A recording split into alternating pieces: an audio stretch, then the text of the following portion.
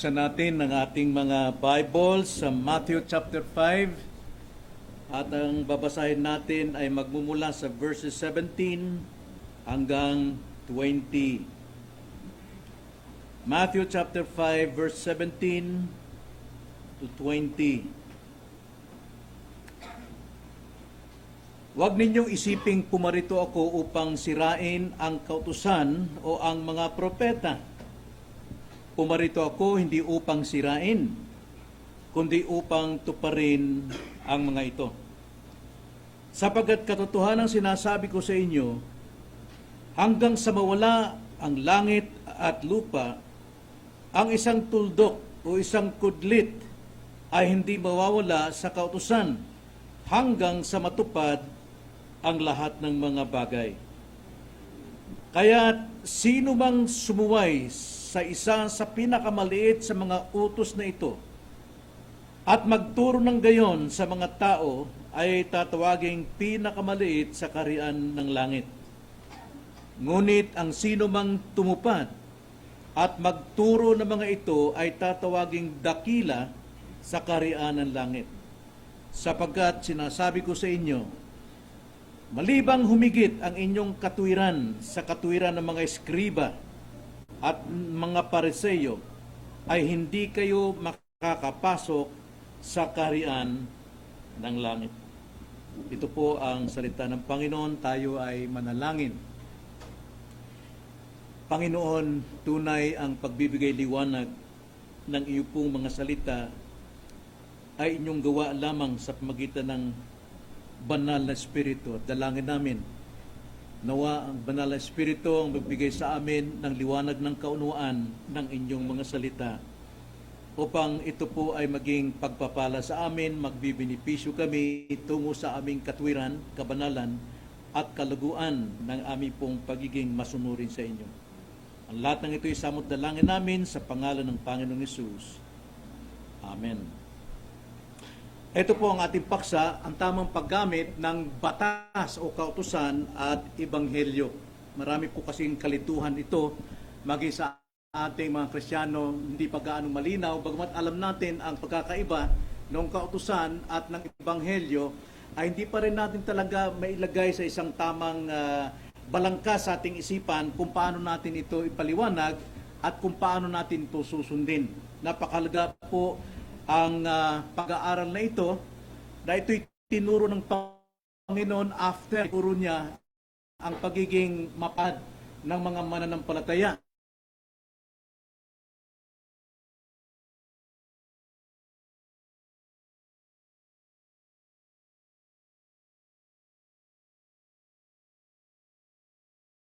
Ating pagkamapalad, ating bigay sa ating puso na kahit na tayo'y naghihirap dahil sa ating pasunod kay Kristo, tayo ay mapalad pa rin. Hindi dahil sa ating lakas, sa ating karunungan, sa ating pagiging matatag, kundi dahil sa ginawa ni Kristo sa atin. At pagkatapos nun, sa kapila ng mga pag-uusig at mga problema sa buhay, ang sabi ng Panginoon, kayo ang asin ng lupa. Ibig sabihin, kailangan huwag mawala ang timpla ng pagiging asin. Asin sa lupa at kayo ang ilaw ng sanlibutan at hayaan ninyong magliwanag kayo. Makita ang inyong mabubuting gawa bilang mga mapapalad sa kabila ng mga pag-uusig, sa kabila ng mga matinding problema ay dapat pa rin magliwanag. Kailangan pa rin nating maipakita ang ating totoong pagkatao bilang mga anak ng Diyos. At sa mga ganitong kalagayan, matitinding pag-uusig at problema, at andyan ang ating mabubuting gawa, dapat ang ating mga mabubuting gawa ay nababatay pa rin sa kalooban ng Diyos, ang kautusan, at sa pamamagitan ng ebanghelyo na ating tinanggap, sinampalatayanan, at ipinamumuhay. Kaya ngayon, tignan natin ang kaibahan noong kautusan at ang ebanghelyo. Bagamat yan po ay isa lamang, o magkasama yan sa salita ng Panginoon, pero tignan natin ang pagkakaiba.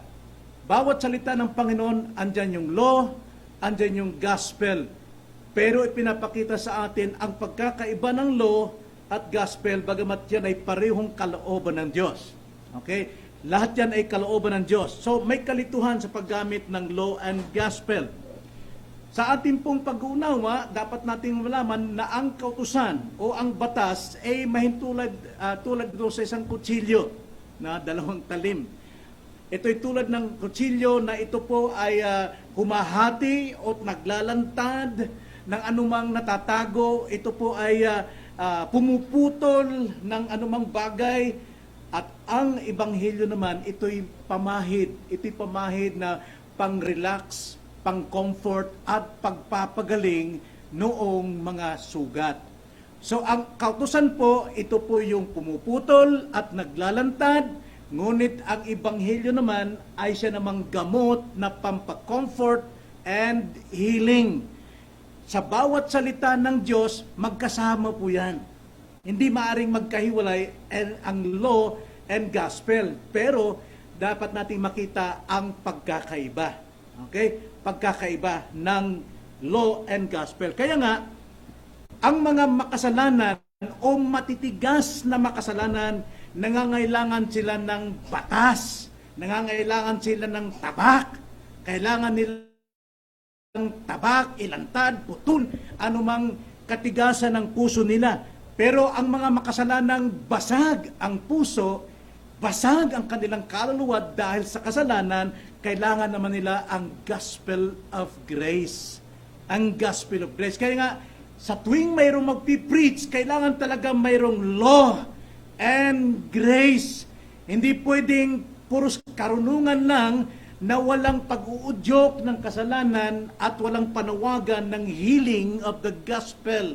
Kailangan natin, when there is a, tawag nito, yung karunungan, ay dapat mayroon ding transformation. Kung mayroong information, kailangan mayroong transformation. Alam natin, information, minsan nagpapalaki ng ulo. No? So dapat mayroong hamon upang siya ay ma-transform. Kaya kailangan maging tama ang pagkilala natin kapwa sa kautusan ng Diyos at ng Ebanghelyo ng Diyos. Kung sino ba ito sila, yung batas at sino ba itong Ebanghelyo na dapat nating unawain. Na una, talakayin natin ang kautusan ng Diyos. Pag sinabing kautusan ng Diyos, ito po'y absolute and eternal. Pag sinabing absolute, ganap, hindi mapag-alinlangan. At ito ay walang hanggan. So the law of God is eternal. Hindi pwedeng mawala yan. Hindi pwedeng mawala yan. Sa ating pangangaral, sa ating pag-share, sa ating pagdidisiplina, sa ating mga anak, nandoon yan. Isang salita, pero mayroong pagkakaiba, may utos at mayroong gamot, mayroong gospel. So dapat natin alamin ito na ito po ay ganap, perfect. Hindi mapag-alinlanganan, at ito ay eternal. Ito'y kalooban ng Diyos sa atin, ang kautusan ng Diyos. Sa ilalim ng batas ng Diyos. Lahat tayo, under tayo sa kautusan ng ating Panginoon. Kung atin lang titignan bawat hakbang natin, ay either we obey and follow the law of God or disobey the law of God. Kaya nga dapat lamang bawat pamumuhay, bawat kilos natin, unawain natin na either we fulfill the law of God or we disobey the law of God. Pero may pagkakaiba po yan pagdating sa unbeliever o unsaved at saka sa mga saved. Dapat nating maintindihan. So lahat ay nasa ilalim ng batas ng Diyos. Kaya ng ating teksto, Matthew chapter 5 verse 19. Kaya't sino mang sumuway sa isa sa pinakamaliit sa mga utos na ito at magturo ng gayon sa mga tao ay tatawaging pinakamaliit sa kaharian ng langit. Ngunit ang sino mang tumupad at magturo ng mga ito ay tatawaging dakila sa kaharian ng langit. Now sa ating panahon ngayon, ang sabi nila, wala na raw kautusan ng Diyos sapagkat tayo ay nasa grasya na ng Panginoon. Pero hindi po mangyayari yon. Ang salita ng Diyos ay magkasama po yung kautusan at ang gospel. Isa lang po yan, kalooban ng Diyos. Kaso lang, dapat nating kilalanin yung kautusan at gospel nang sa ganun ay lumawak pa ang ating pamumuhay ebanghelyo. Wala ni sinong tao rito nabubuhay na hindi ayon sa kautusan ng ating Panginoon. Sabi po ng ilan na ang God's law o ang batas ng Diyos, kalokohan yan at kabubuhan. We are no longer under the law of God. Yun ang sinasabi nila, mga kapatid. Pero yan po ay kasinungalingan. Sapagkat kung ating titignan yung 10 kautusan, ito po yung pinaka-summary ng lahat ng kautusan sa buhay natin, yung 10. Hindi tayo perfecto dyan. Like for example, the first tablet, ano yung unang tablet ng kautusan ng Diyos, the Ten Commandments. Thou shalt not have other gods before me. Ibig sabihin, dapat isa lang pag-ibig mo. Sa Diyos talaga ang totoong pag-ibig. Pero sabi ng tao, hindi na kailangan na. Pero actually, you're fulfilling or obeying it or disobeying. Sapagkat kung mayroon kang ibang iniibig na higit sa Diyos, you have committed sin. And doon lamang sa first law, doon sa first commandment, thou shalt not have other gods before me. At pangalawa, thou shalt not make any graven images, kahit na ito ay kalarawan pa sa langit o kalarawan sa lupa o sa ilalim ng lupa. Pero marami tayong mga Diyos-Diyosan. Actually, kung wala tayong idol na mga images of gods, pero ang ating sarili ang ating idol. So, lahat po ng kilos natin under law tayo, mga kapatid. Hindi natin ito pwedeng pasugalian na hindi na kailangan ang law. Mga kapatid, hindi tayo makakapamuhay kung wala ang batas na ito. Hindi natin alam what is wrong and what is right if that law is not in our heart. Ano yung patayan natin ng pag-alam ng mabuti at masama? No. Romans chapter 2 verse 12 to 14, nasa ating puso, itinanim yan. Kautusan ng Diyos. So yun yung first tablet, ano? Thou shalt not have other gods before me, thou shalt not make any graven images. Ang sabi, thou shalt not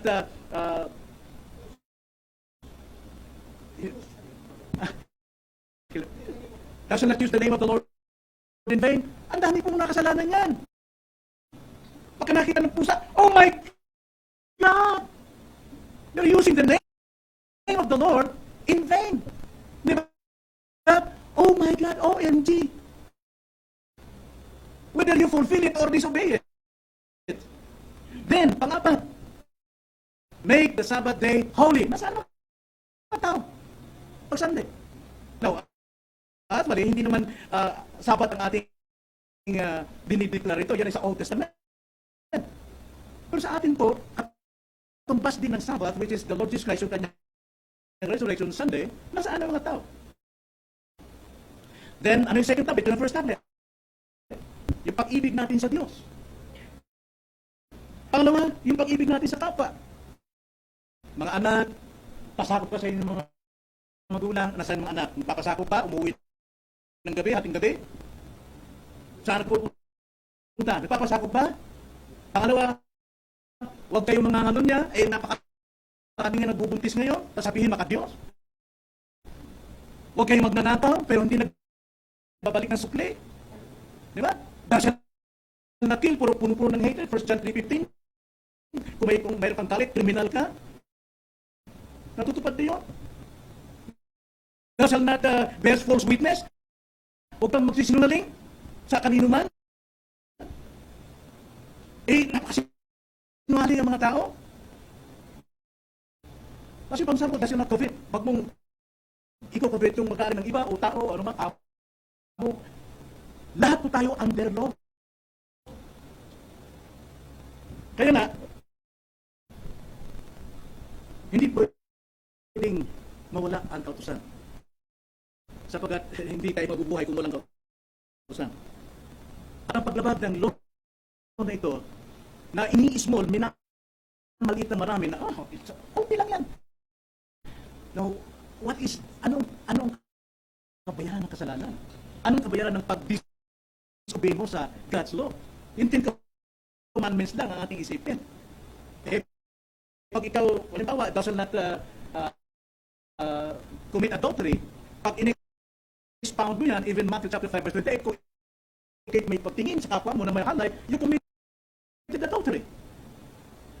So, yung 10 kautusan, yun ay summary lang ng moral law para tayo ay tumayo ng moral. Pero pag in-expound mo yan, lahat ng hakbang natin sakop ng kautusan at yan ay hindi maaaring mawala. That is absolute and eternal.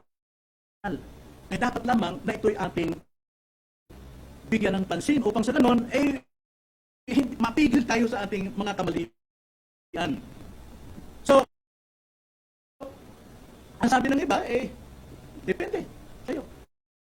Kaya nasa iyo sundin mo, paniwalaan mo, hindi, pero hindi mo maalis ang kabayaran ng kasalanan ay kamatayan. Kabayaran ng kasalanan ay kamatayan. At itong kautusan, napakalaga ito kay Jesus Christ. Kung si mismong si Jesucristo ay napakalaga ito para sa Kanya, dapat maging mahalaga rin sa atin ang kautusan.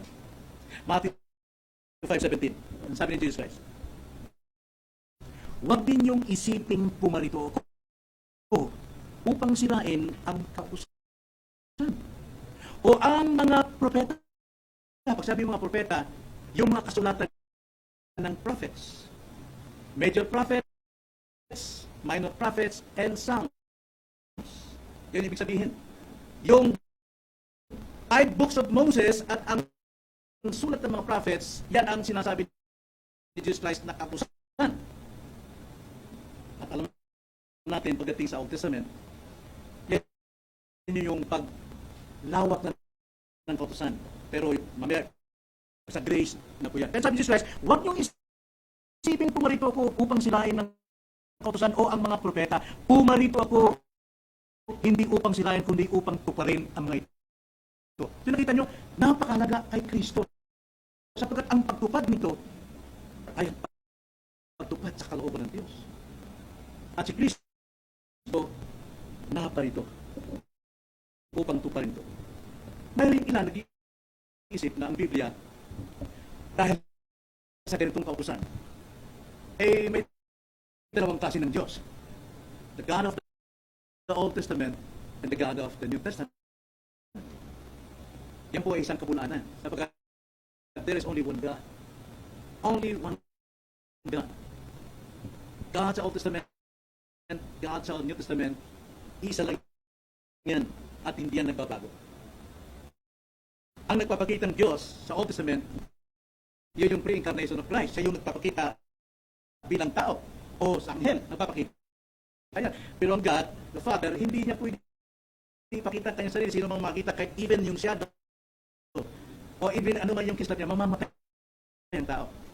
At dahil dyan, si Kristo mismo ang nagpapakita bago siya magkatawang tao sa bagong tipan, siya nagpapakita na pre-incarnation bago siya magkatawang tao. Isa lang ang Diyos. Kaya mali ang kaisipang ito. Malakay 3:6, ang sabi doon, God is in the past, the present, and the future. God never change. Siya ang Diyos noon, siya ang Diyos ngayon, na nagpaparusa sa sumisira sa kautusan. Now, tanda natin, ang kautusan, tulad ng tabak, ay kinakailangan ng maitigas na makasalanan. At ang mga makasalanan na nadurog na, nawasak na, dahil sa kanilang pagtanggap ng kautusan, kailangan nila ng gospel of grace. Kailangan nilang masave. So ngayon, tungkol sa bagay na ang kautusan ay napakalaga kay Jesus Christ, ikalawang punto nating tignan. Una, ang kautusan ay absolute and eternal. Secondly, ang kautusan ng Diyos ay ibinigay para tuparin. Yung una, ang kautusan ng Diyos ay ganap, di mapag-alilan at walang hanggan. Ngayon naman, ibinigay ang kautusan upang tukdin. Verse 17, natin. Huwag ninyong isiping pumarito ako upang sirain ang kautusan o ang mga propeta. Pumarito ako hindi upang sirain, kundi upang tuparin. Bakit may kautusan? Sabi ng iba, di na kailangan. Wala na tayo sa kautusan. So, hindi na kailangan. Nandiyan lang tayo sa grace. No? Ang sabi ni Jesus Christ, mismong siya nagsabi, hindi siya naparito para paliwalain ang kautusan, kundi tuparin. So, ito'y sinabi ng maluwalhating Diyos na ating Panginoon. Now, bakit sinabi ni Jesus Christ na siya mismong tutupad? Sapagkat bawat tao, bawat nilalang sa mundong ito, kapag sila mismo sa kanilang sarili, ang siyang tumupad ng kautusang ito, mabibigo lamang. Hindi ka talaga maliligtas. Wala kang pag-asa sapagkat nasusulat din na ang paglabag sa isang kudlit man lang nito ay paglabag na sa buong kautusan. 10 Commandments ang tinukoy buong kautusan. At kasama dyan yung exposition ng kautusan. James chapter 2 verse 10. Ganito ang sabi. Sapagkat sino mang tumutupad ng buong kautusan, nagtatry na tumupad ng 10 Commandments, subalit lumalapag sa isa, siya ay nagkakasala sa lahat. Now, paano ito matutupad ng tao? Isa lang masuway natin ay buhok lahat ang iyong kastilyo. Wala ka talagang magagawa. Paano yan? So, ano nangyari sa tao? Every minute of their life, trying to obey the law. Pero whenever they obey the law, yung palasyo niya gumugo like hangin lamang. Bigong-bigo. Kaya nga, ito ngayon ang sinabi ni Kristo, pumarito ko, hindi para biguin ng kautusan, kundi ito'y tuparin.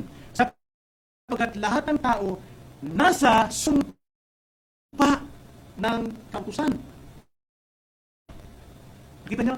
Lahat ng tao walang makakatugon. Kaya siya ay nasa sumpa. Gumuguho palagi. At ang tanging pag-asa natin ay isang persona na tutupad eksakto lahat ng pudlit, lahat ng tuldok ng kautusan.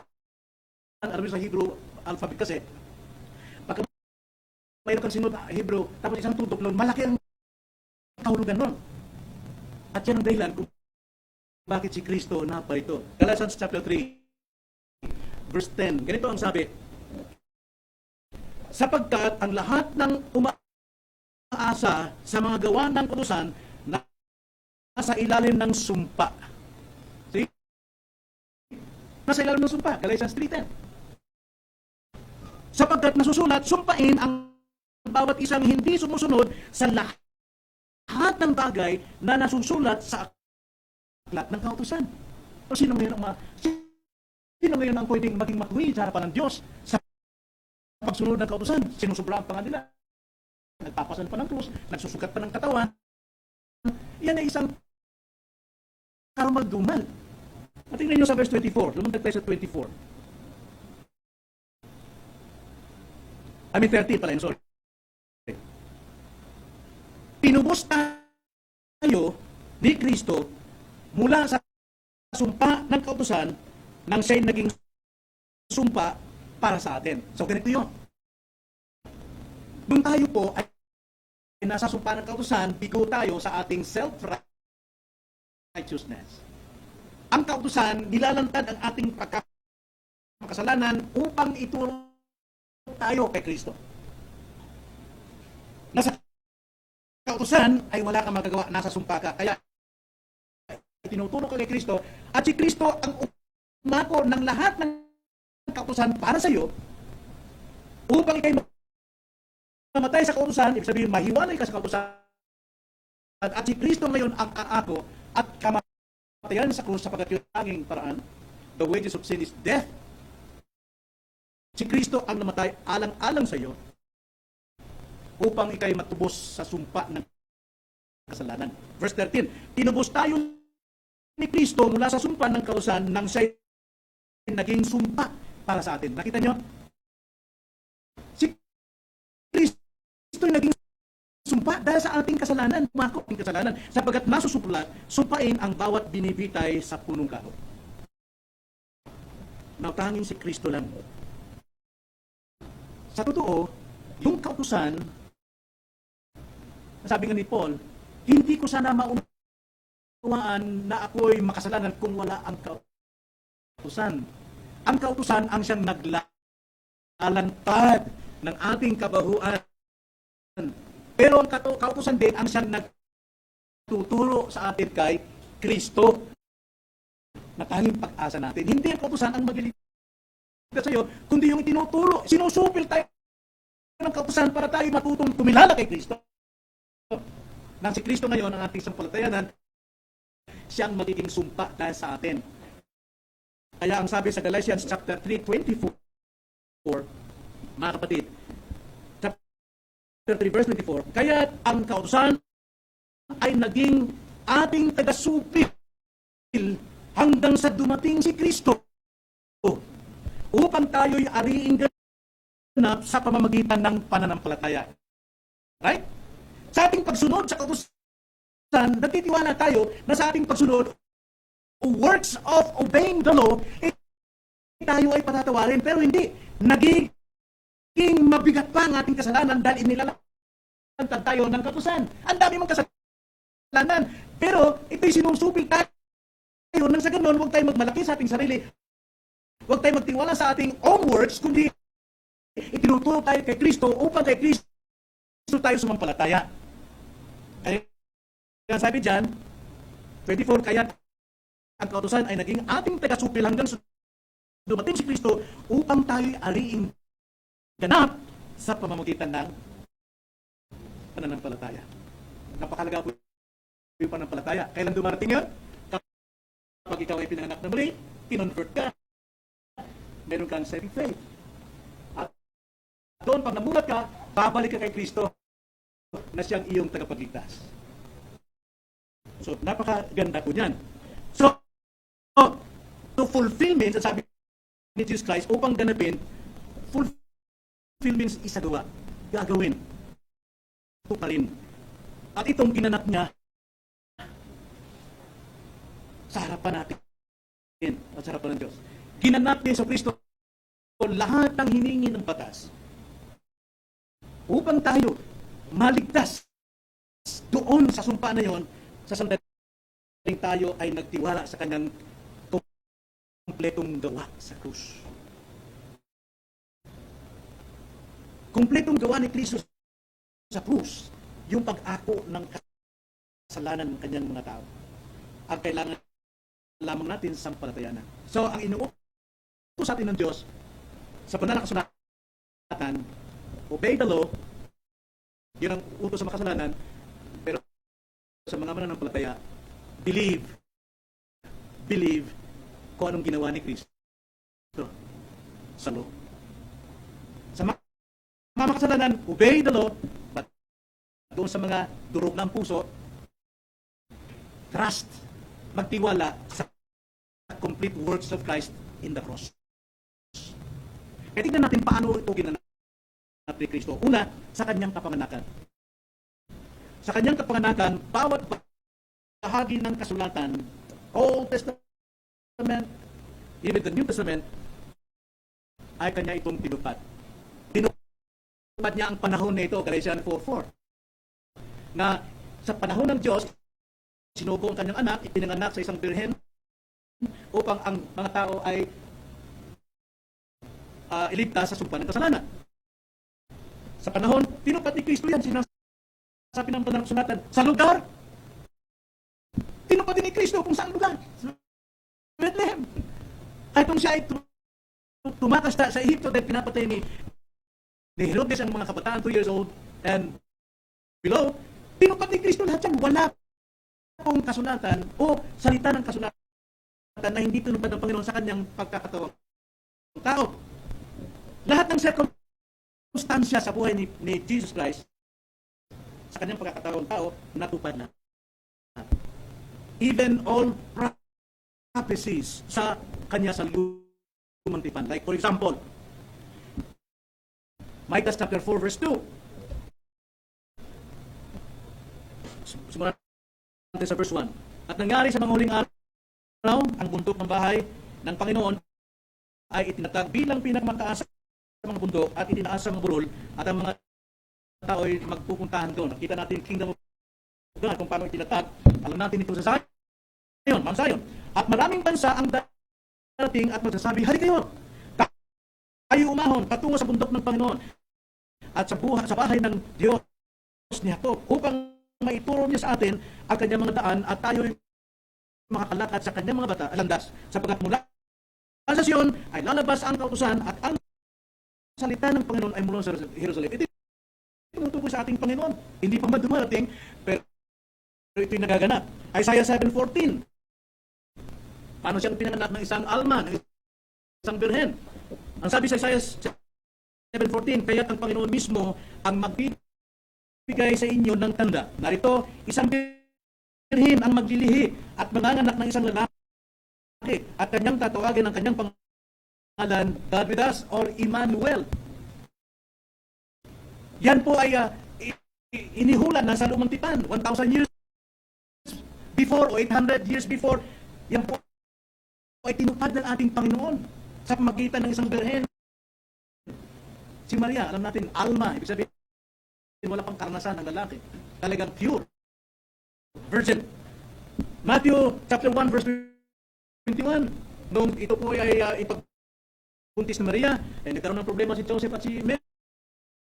Pero dahil sa salita ng Panginoon o pagpapaliwanag ng Panginoon na ibsan si Jose at tinanggap niya itong anak at inutusan kung anong dapat ipapangalan sa sanggol na yan na hindi mula sa kanya. Sabi, siya ay manganganak ng isang lalaki at ang pangalang tatawag mo sa kanya ay Jesus sapagkat ililigtas niya ang kanyang bayan, ang kanyang mga itinakda, ang kanyang mga kinilala before the foundation of the world sa kanilang mga kasalanan, hindi sa kahirapan, hindi sa kapobrehan, kundi sa kanilang kasalanan.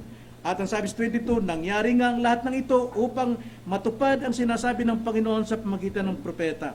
Verse 23, pinangalanan itong Emmanuel, God with us. Maging yung mga magi na nagbigay ng mga gift nung isilang ang Panginoon, lahat yun natupad. Yan ay nakasulat sa Psalm 72 verse 10. Lahat po na nakasulat, propesya sa Bible, tinupad ni Kristo yan.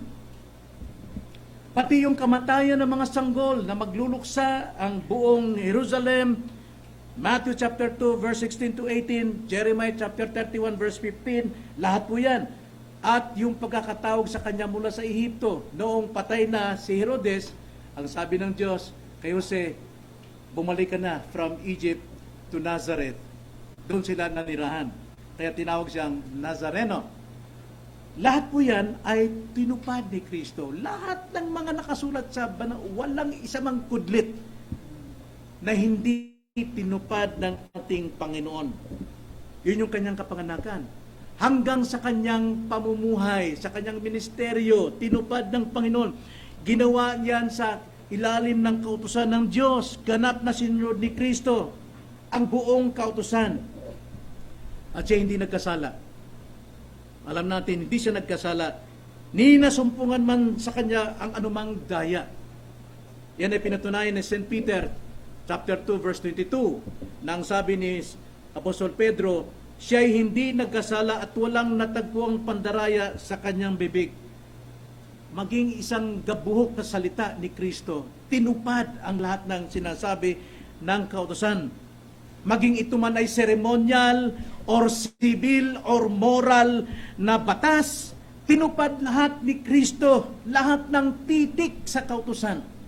Lahat ng letra, sinunod ng Panginoon. At sa pagkatapos ng kanyang buhay, walang makakahanap ng anumang kamalian o pagsuway, wala siyang kapintasan hanggang sa kanyang kamatayan.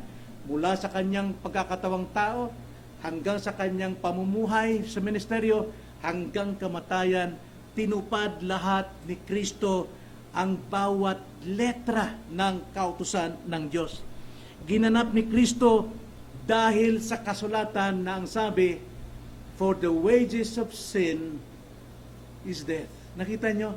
Si Jesus ang namatay para sa kasalanan ng kanyang mga tao. So, biyaya ng Diyos ay hindi pagpapasya ng Diyos na huwag gawin ang kaparusahan na kanyang itinakda. Ang biyaya ng Diyos ay pagpaparusa ng Diyos sa kanyang anak bilang kahalili sa mga makasalanang kanyang ililigtas. So, nasaan yung sinasabi, hindi natin kailangan ng batas. Hindi natin kailangan ng law. God's law is absolute and eternal. Hindi mapag-alinlangan, ganap, perpekto, at ito ay walang hanggan. Ang kautusan ng Diyos ay kalooban ng Diyos. At bawat Kristiyano dapat sundin ang lahat ng utos ng Diyos. Hindi para maligtas, kundi upang maipakita na tayo wala na sa sumpa ng kautusan. Kaiba po yun. Sa mga makasalanan, kailangan silang durugin. Kailangan nilang kautusan. Pero pagdating po sa mga Kristiyano, sa gospel po tayo. Ang gospel ang siyang tumupad sa kautusan.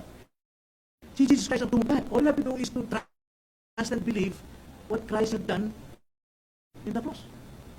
Kaya sa ating pong pagtupad ng kautusan, hindi dahil utos para tayo mabuhay, kundi itong pong pagtupad natin sa kautusan ng Diyos, ito yung tuwa ng isang mga righteous people. Kasarapan po ang pagsagawa ng kautusan. Ito ang mag-iingat sa atin sa lahat ng mali at tama, sa dilim at liwanag. Hindi para tayo alipinin ng kautusan, kundi malaya na tayong nakakagawa ng walang anumang guilt sa puso natin. Sapagkat tumitingin tayo kay Kristo na siya nag-fulfill ng law, nasa biyaya tayo ngayon. But not necessarily, hindi natin kailangan ang law because the law is the will of God and that will is eternal, absolute. Kaya nga, ikatlong bahagi, kautusan at gospel ay kapwa sa Diyos. Sa Diyos pa rin yan, di na rin paghiwalayan. Pero alam na natin ang pagkakaiba ng batas at ng law. So maliban ang sabi nga rito sa verse 20 na ating text, sapagkat sinasabi ko sa inyo, maliban humigit ang inyong katwiran sa katwiran ng mga eskriba at mga Pariseo, ay hindi kayo makakapasok sa kaharian ng Diyos. Now, sa time na yon, ang perfect na sumusunod sa law ay ang mga Pharisees, mga Pariseo, mga eskriba, mga religious people doon.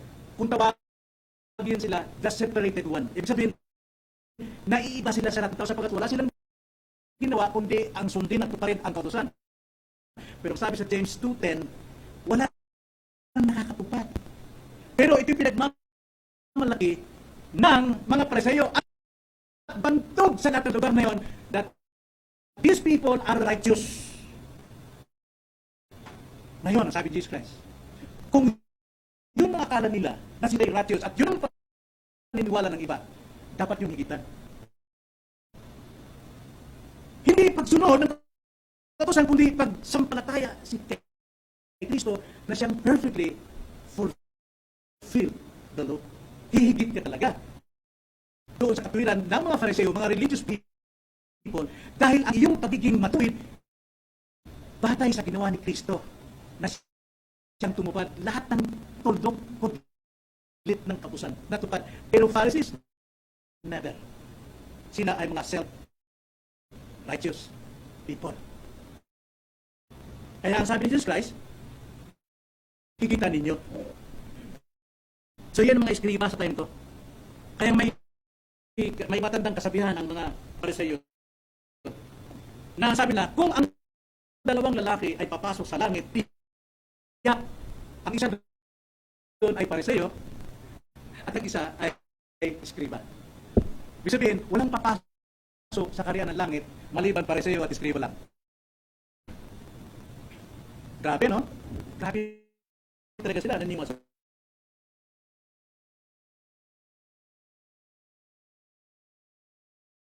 mga scribes. Anong katwiran ang tinataglay nitong mga religious people na sinasamba ng mga tao? Na kung magsalita ito against the government, pati gobyerno, anong katwiran mayroon nyo? Alam natin, hindi yan ang katwirang tinatanggap ng Diyos. Kaya ang sabi ng Panginoon, kayong mga alagad ko, huwag kayong magsikap at tumulad sa katwiran itong mga parisayong ito. Dapat humigit kayo. At tanging paraan dyan ay sampalatayan ng ginawa ni Kristo. Sapagkat siya lamang, isa lamang ang nakakatupad, passive and active obedience sa law kay Kristo lang. Kaya ang lahat po ng tamang righteousness, holy righteousness in Jesus Christ lamang. At yun ang ibinibigay sa atin once tayo sumampalataya kay Christ. Righteousness of Christ ang nasa atin. Now, itong mga pariseyo, matatalino ito. Malakas ang influence ito. Mga elite ito at that time. Na parang sila ang dapat pakinggan. Kanina lang sa bago kami papunta rito, mayroong isang babae na nag-interview kay Kiko Pangilinan, sa komisyon sa Comelec, sa Teleradio, Channel 5. Kung pumorma yung babae, parang diktahan niya yung mga parang sila yung may authority na dapat pakinggan ng boss na sabi ko, yabang ng babae ito. Pati presidente, kung ganun lang, wala nang galang, di ba? Magsalita sila na parang dapat pakinggan. They're like Pharisees. Yes, right. Mga self-righteous. Grabe. Dapat pa nga, dapat nilang suyuin ng gobyerno. Ano bang plataforma, ano bang dapat gawin? Ang ginagawa nila yung kalaban sa politika, yun ang ini-interview nila.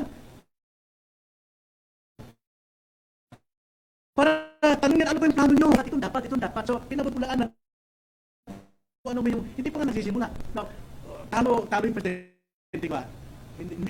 Hindi ako, basta sabi ni Rodolfo, tanggapin natin na may pasasalamat ang tinatag ng Diyos. Tanggapin natin. Talo yung sa akin, wala akong magawa.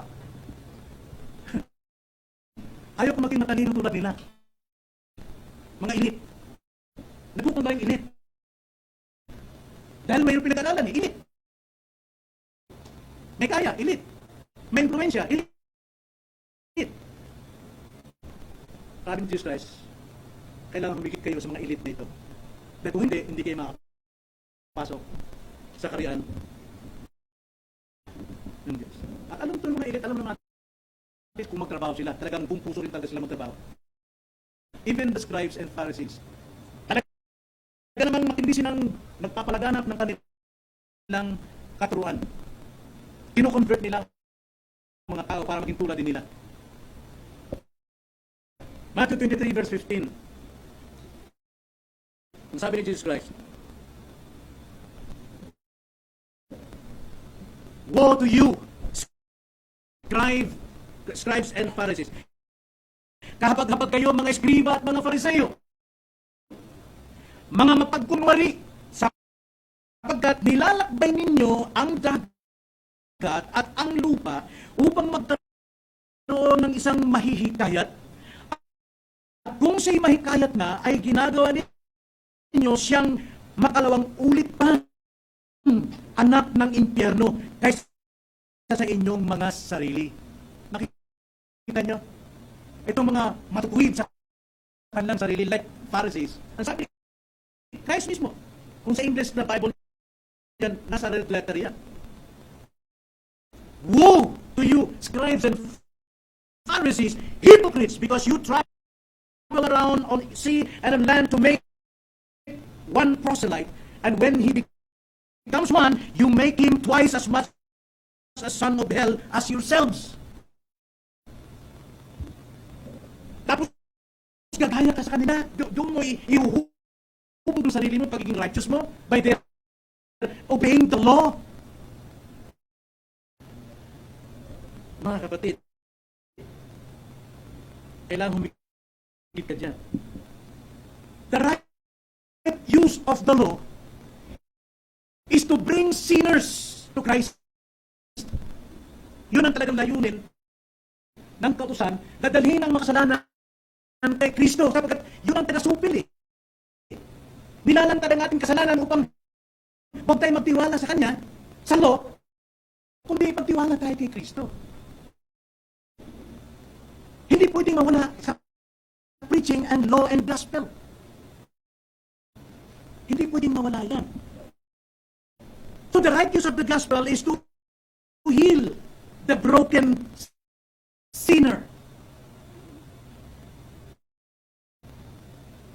Kaya minsan matitindi po ang preaching upang pukawin tayo sa ating kasalanan nang sa ganon maging matamis sa inyo ang solusyon ng inyong kasalanan, walang iba kundi ang sumampalataya at pagtiwala kay Kristo. Ay nga, pag ang isang na-convict na sinner ay bumaling sa isang soberanong tagapagligtas, tiyak magkakaroon ng tunay na kagalingan ng kanyang kaluluwa. That's why sa church mayroong discipline. Sapagkat hanggat hindi mo dinidisiplin ang tao, hindi siya makapag-isip sa kanyang kamalian, sa kanyang di pagtupad sa ating constitution. At dahil dyan, nagiging matamis sila para tanggapin sa kanilang pagsisisi. May kulang discipline, walang law. Papabayaan mong titigas ng titigas ang kanilang puso hanggang sila'y makondemn. So law and grace, law and gospel must be preached in the church, in the pulpit. So ang katwiran ngayon ng believer, mananampalataya kay Jesus, higit pa doon sa katwiran ng mga Pharisees, mga hypocrites. Nagiging higit pa. So ang ginawa ni Kristo na katwiran, kasi sinumpa sa kasalanan at ang poot ng Diyos nasa Kanya. Hiniwalayan sa ilang sandali, sabi ni Jesus Christ, Eloi, Eloi, sama sabachthani. Oh my God, why hast thou forsaken me? Sapagkat taglay ni Kristo at that moment, yung buong kasalanan ng kanyang mga tao. Banal ng Diyos. At yun ang ginawa, talagang hinurakan si Kristo para mamatay sa kasalanan niyo upang tayo magkaroon ng buhay sa magitan ng pananampalataya sa Kanya.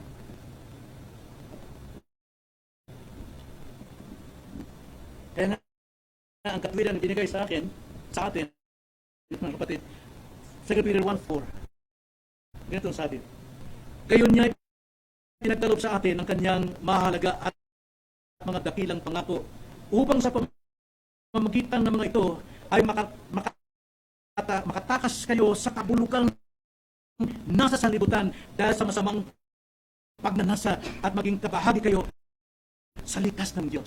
Nakita nyo? Nature ng God na sa atin. Si Jesus Christ nakatira sa atin. We are now the temple of God sa ating sarili. Dahil tayo sumampalataya kay Kristo. Kaya na, every time sa preaching na mayroong utos na dapat gawin ng mga Kristiyano, hindi ka matatakot, kundi kagalakan mo. Sapagkat ikay malaya na sa sumpa ng kautusan, kundi ito'y iyong gawain na may pagmamahal, na ikaw lumalago, tumitibay ang iyong relasyon sa Panginoon because you obey His sacred will. Hindi na ito sumpa sa mga Kristiyano, kundi ito'y kalusugan. Kung hindi mo man magagawa, walang condemnation, mga kapatid. Kailangan lang natin matanggap ang disciplinary. Sapagkat ang discipline is one way of showing God His love to His children, but not condemnation. Hindi ka mapupunta sa impyerno, kundi i-restore ka sa iyong totoong kalagayan bilang mananampalataya. Kaya napakaganda po ang gospel sa atin sapagkat matutupad natin ang law of God through Jesus Christ. Hindi sa ating pagsisikat. Magigilty tayo pag hindi natin sunod. Magigilty ka. Pero, kalaguan sa atin kapag ito'y naisagawa natin. Ngayon, pag hindi natin isagawa, well, lagi tayong humihingi ng kapaturan. Naramdaman niyo ba yun? Lord, hindi ko nagawa. Mahal niyo, Panginoon. That's it. Yun lang kailangan. Then, balik ka ulit sa iyong kalagayan as a child of God. Pangako yun, if we confess our sins to Him, He's faithful and just to forgive us. Hindi tayo kinukundem like sa buhay ng mga unbeliever. Kailangan nilang durugin sila. At kapag sila durog, open ang gospel of grace para sa kanila. So, dapat sa bawat preaching, there is law and grace. So, may nagtuturo na tayo daw ay wala na sa kautusan sapagkat tayo nasa biyaya ng Diyos. Totoo yan. Wala na tayo sa sumpa ng kautusan. Pero kung yan pong paniniwala, kakulangan nito ng kaalaman tungkol sa law and gospel. Kakulangan nito. Kaya bawat Kristyano, nanginginig pa rin pagka hindi sila nakagawa. No? Para bang sila mamamatay mapapa-imperno. Kaya marami sa ating kasalanan, Kristyano ba ako? Kasi hindi ko nagawa yun eh. Yun yung turo na hindi binigyan ng katiyakan na ikaw ay tinubusan ni Kristo sa sumpang. Yun. All you have to do is confess. Admit that you have committed sin against God. Hindi dahil papunta kang impyerno, kundi upang ma-restore ang iyong fellowship with God. Ma-restore ang iyong joy in His presence. Ma-restore. Di ba sarap nun? Pagka ganon, right, gusto mong gawin ang lahat ng message na iyong napapakinggan. Talagang napakasarap mong sundin. Yun yung nangyayari sa isang Christian. Actual yun sa buhay mo na si Kristo ang siyang gumagawa sa iyo. I am crucified with Christ and I no longer live in me but Christ lives in me. Yun yung kagandahan doon. Yun ang sinabi ni Paul. Kaya every time na tayo po'y gumagawa ng panooban ng Diyos, alam natin, kasama si Kristo gumagawa. Ephesians chapter 2 verse 12, 13. Kaya napakaganda po buhay ng Kristiyano. Hindi ka dapat nagigilty. Yung guiltiness natin na kay Kristo na nakapako sa krus. Dapat tayo ay nasa joy. Mapapalad kayo. Kahit nasa matinding persecution, kahit sa matinding problema, you are blessed. You are blessed. Kaya na, huwag baliwalain ang kautusan ng Panginoon sapagkat ito ay pinanagahan ng ating Panginoon. Amen? Tayo'y manalangin. Panginoon, salamat po sa biyayang ito, sa kalayaan na aming pong natanggap at naranasan ngayon. Na sa tuwing kami po ay nagigilty sa aming pong pagkakamali, Lord, gumaling kami kay Jesus sapagkat yan tumanggap ng guiltiness na ito. All we have to do is to obey joyfully, willingly sa iyo pong kalooban sapagkat ito'y para sa aming kabubuti at kalaguan at pamumuhay sa kabanalan. Maraming salamat po